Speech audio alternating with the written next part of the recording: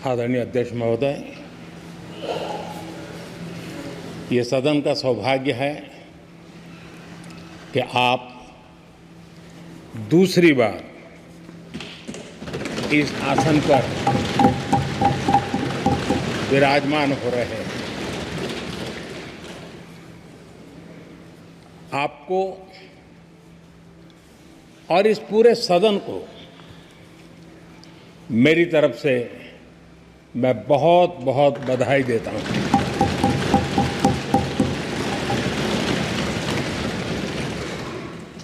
आदरणीय अध्यक्ष जी,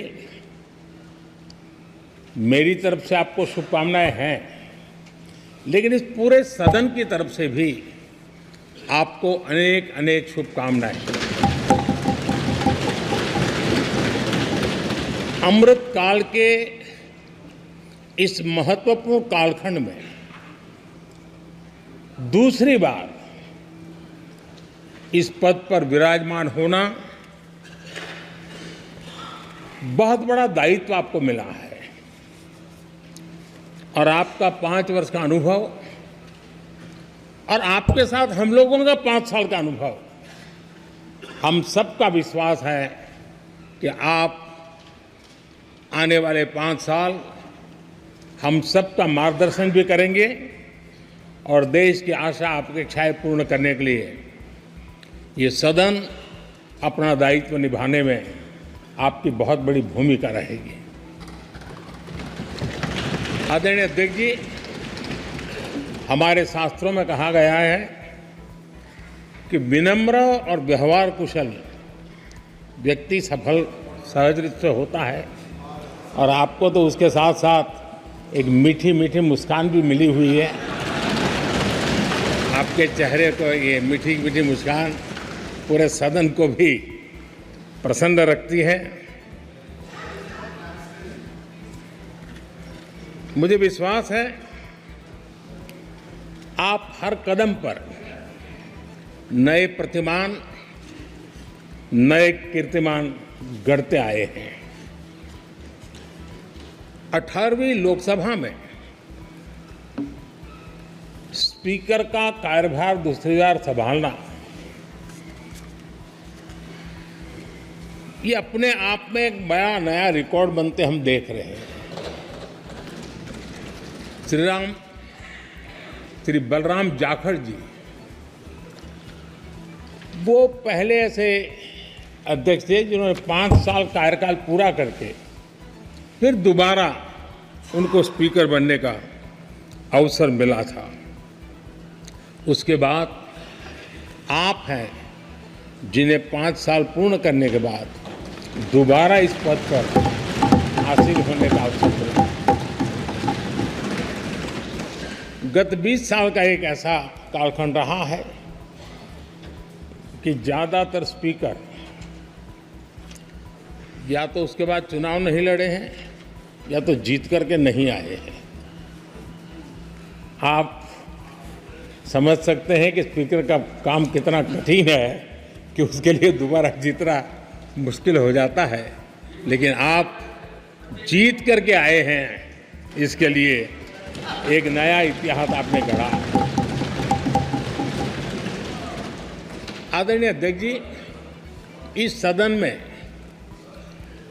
ज़्यादातर हमारे सभी माननीय सांसद आपसे परिचित हैं, आपके जीवन से भी परिचित हैं और पिछली बार मैंने इस सदन में आपके संबंध में काफ़ी कुछ बातें रखी भी थी और मैं आज उसको दोहराना नहीं चाहता हूं, लेकिन मैं एक सांसद के रूप में और हम सभी सांसद के रूप में आप जिस प्रकार से एक सांसद के नाते काम करते हैं, ये भी जानने योग्य है और बहुत कुछ सीखने योग्य है। मुझे विश्वास है कि आपकी कार्यशैली एज ए सांसद भी हमारे जो फर्स्ट टाइमर सांसद हैं, हमारे युवा सांसद हैं, उनको जरूर प्रेरणा देगी। आपने अपने कार्यक्षेत्र में, संसदीय क्षेत्र में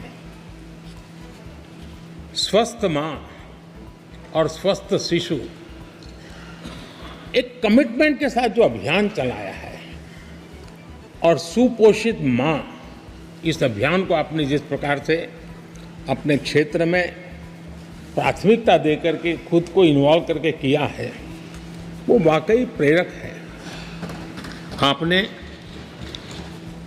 कोटा के ग्रामीण क्षेत्रों में हॉस्पिटल ऑन व्हील्स, ये भी एक मानव सेवा का उत्तम काम, जो राजनीतिक कामों के सिवाय करने वाले कामों में आपने चुना है, वो भी अपने आप में गांव-गांव लोगों को स्वास्थ्य सेवाएं पहुंचाने में मदद कर रहा है।